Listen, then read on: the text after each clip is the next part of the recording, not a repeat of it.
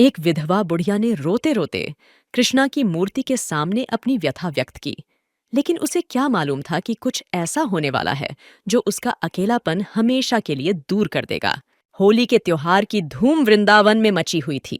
बच्चे पानी के गुब्बारे भर रहे थे और बाजारों में रंग बिरंगी पिचकारियां और गुलाल की दुकानें सजी हुई थीं। इसी बीच स्वर्गलोक से श्री कृष्णा और राधा रानी नगर को निहार रहे थे। लोग होली की कितनी धूमधाम से तैयारी कर रहे हैं। सबके चेहरे खुशी से दमक रहे हैं। सच कह रही हैं आप, मगर इस नगर में अभी भी कुछ लोग ऐसे हैं जिनके लिए होली का दिन बाकी दिनों से कुछ अलग नहीं है। उधर देखो राधा। राधा रानी को एक शांत अंधेरी झोपड़ी नजर आई। ये मेरी एक अनन्य भक्त का घर है। इसकी मालकिन एक बहुत ही गरीब बूढ़ी विधवा है। 2 साल पहले एक भयानक हादसे ने इसके पति और बेटी को इससे छीन लिया था, लेकिन इतना होने पर भी इसकी मुझ में आस्था कम नहीं हुई। ये आज भी दिन रात मेरा नाम जपती है और अपने द्वार में आए हर दिन दुखी की मदद करती है। मगर भगवान, ये तो खुद इतनी गरीब है, ये कैसे किसी की मदद कर सकती है?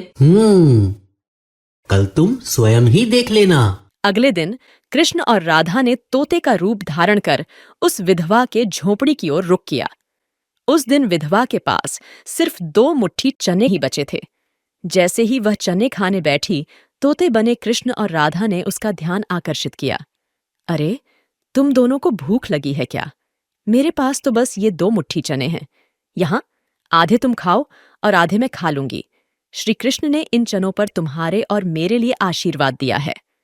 उसने चनों का आधा हिस्सा तोतों के सामने रख दिया और बाकी खुद खाकर संतुष्टि महसूस की। राधा उस विधवा की उदारता और भक्ति देखकर बहुत प्रसन्न हुई। भगवान, यह विधवा वास्तव में आपकी सच्ची भक्त है। हमें इसकी होली विशेष बनानी चाहिए। श्री कृष्ण ने राधा की बातें सुनी और उनके मन में कुछ विचार आया और वे वहां से अंतर्ध्यान हो गए। ओ अम्मा, जरा बाहर तो आ।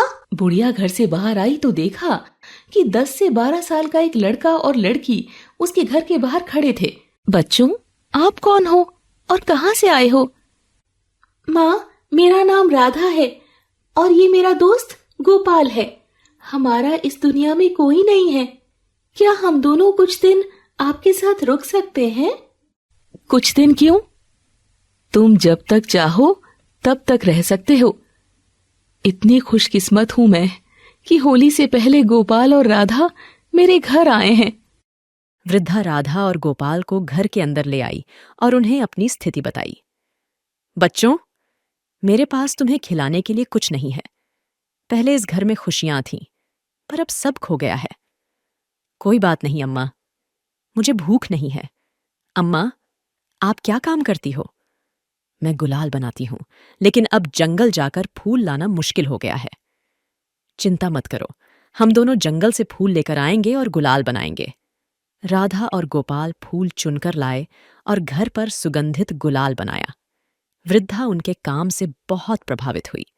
दोनों बच्चे कुछ न बोलकर मुस्कुराने लगते हैं। शाम को दोनों बाजार निकल जाते हैं। उन गुलाल इतने महक रहे थे कि बाजार में खड़ा हर आदमी बुधिया के ठेले के पास आ जाता है। बाजार में वृद्धा के गुलाल की धूम मच गई। हर कोई उसके रंगीन और खुशबूदार गुलाल खरीदने लगा। अरे वाह, ये गुलाल तो बहुत अच्छे हैं। मुझे 50 ग्राम दे दो। हाँ, यह लाल रंग मुझे चाहिए। कुछ ही मिनटों में सारा गुलाल बिक गया और लोग कल और अधिक गुलाल लाने की मांग करने लगे। वृद्धा को पहले कभी नहीं हुई इतनी कमाई हुई और उसके चेहरे पर खुशी छा गई। अम्मा, अभी तो होली में 2 दिन बाकी हैं। आप बस देखती जाइए। बुढ़िया ने कुछ धन से खाने का सामान खरीदा और राधा और गोपाल के लिए स्वादिष्ट भोजन तैयार किया। घर में बच्चों की हंसी से फिर से खुशियां लौट आईं। रात होते ही बुढ़िया सो गई और श्री कृष्ण या राधा रानी के रूप में बच्चे फूलों से गुलाल बनाने में लग गए। अगली सुबह जब बुढ़िया सोकर उठी तो उसकी आंखें चौंधियां गईं। चारों तरफ खुशबू ही खुशबू थी। इतने सारे रंग बिरंगे गुलालों का मनोमेला लगा हुआ था। महक इतने मनमोहक कि उस कमरे से बाहर जाने का दिल ही नहीं कर रहा था। उस दिन बाजार में 1 घंटे के अंदर ही उनके सारे गुलाल बिक गए और यही सिलसिला होली तक चला। बच्चों के बनाए गुलाल, पिचकारी या बाकी रंगों पर भारी पड़ गए। लोग महंगी कीमत पर भी उन गुलालों को खरीदने को तैयार थे। बुढ़िया के पास इतने पैसे जमा हो गए थे कि उसकी बाकी जिंदगी आसानी से कट जाए। तुम दोनों मेरे घर साक्षात भगवान बनकर आए हो। मैं तुम्हारा यह एहसान कभी नहीं चुका सकती। अम्मा, आप बस हमें रोज अपने हाथों से खाना खिला दिया कीजिए। हमें और कुछ नहीं चाहिए। बुढ़िया ने खुशी से कहा, जरूर बच्चों, तुम्हारी सादगी ने तो साबित कर दिया कि तुम सचमुच कृष्ण राधा के रूप हो। अब जल्दी से तैयार हो जाओ।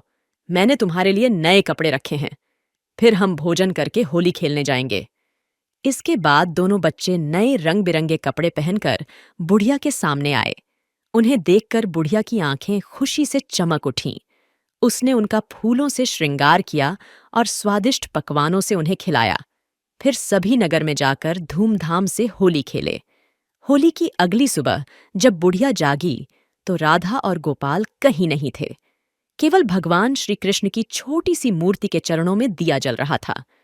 उस मूर्ति के पास जाते ही उसे वही खुशबू आई जो राधा और गोपाल के बनाए गुलाल से आ रही थी।